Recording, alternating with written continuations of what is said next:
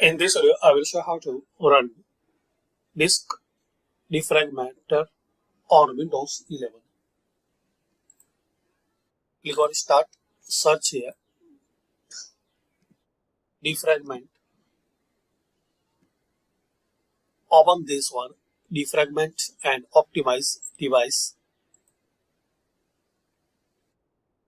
Now here select your drive, then click on optimize. Now wait for a few seconds. Similarly, you can select your another drive, then optimize.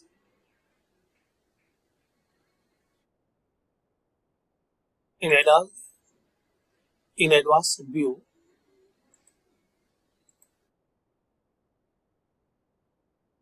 you can select more, then close it. So this is the way you can run disk defragmenter on Windows 11. Thanks for watching.